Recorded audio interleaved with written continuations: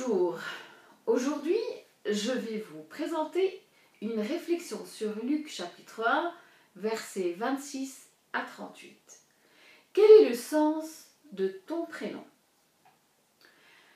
Au 6e mois, l'ange Gabriel fut envoyé par Dieu dans une ville de Galilée appelée Nazareth, auprès d'une vierge fiancée à un homme de la maison de David nommé Joseph.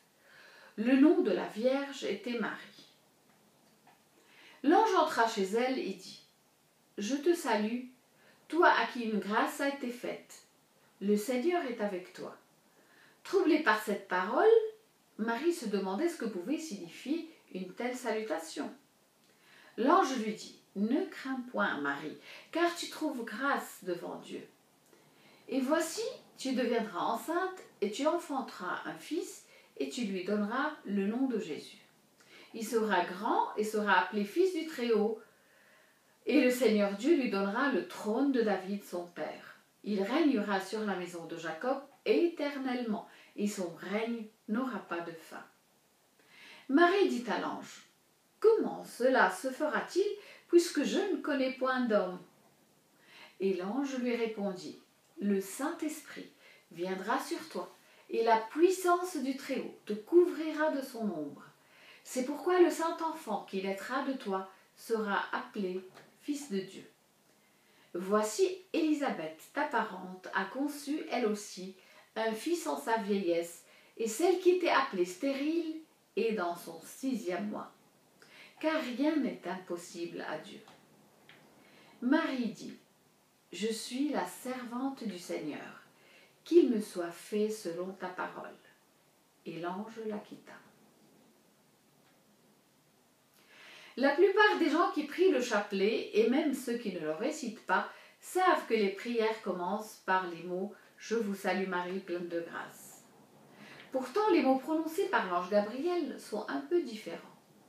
Il ne s'adresse pas à Marie par son prénom, mais plutôt en lui disant « Je vous salue, pleine de grâce » ou bien « Salutation favorite du Seigneur » ou des variantes semblables. De cette façon, il la nomme effectivement pleine de grâce. Quiconque connaît les Écritures saurait que les personnages bibliques reçoivent des prénoms décrivant leur caractère.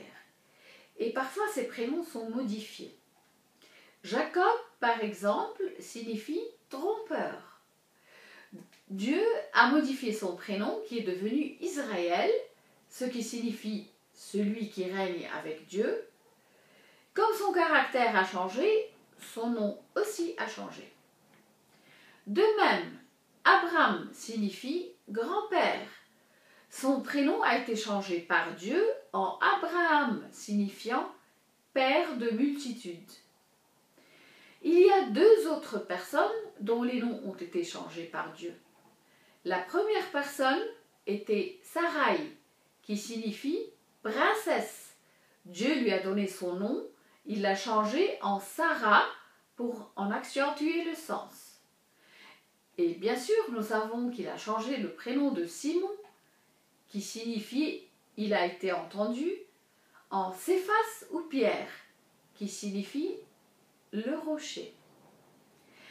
Ainsi, lorsque l'ange s'adressa à Marie en l'appelant pleine de grâce ou favorite, il fait une chose très importante. Il déclare qui elle est, qui elle était depuis toujours et qui elle restera pour toujours. Alors que les autres personnages de la Bible, comme pour Abraham et Israël par exemple, leurs nouveaux noms décrivent leur caractère seulement à partir du moment où ils le reçoivent de Dieu. Il en est de même pour Jésus.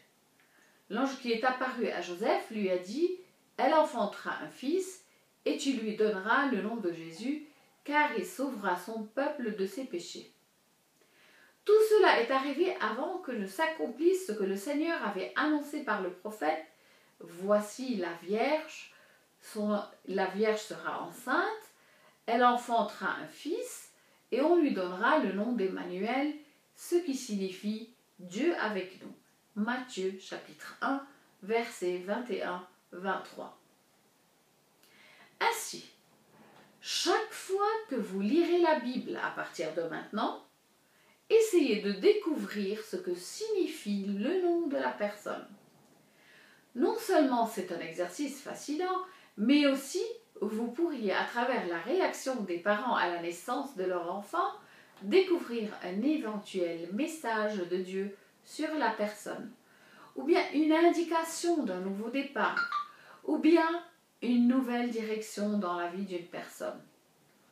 Au cas où vous croyez que j'ai oublié de mentionner Paul, sachant que son nom a changé de Saul à Paul, eh bien non, je ne l'ai pas oublié, mais je vous laisse deviner pourquoi il n'a pas fait partie de cette liste.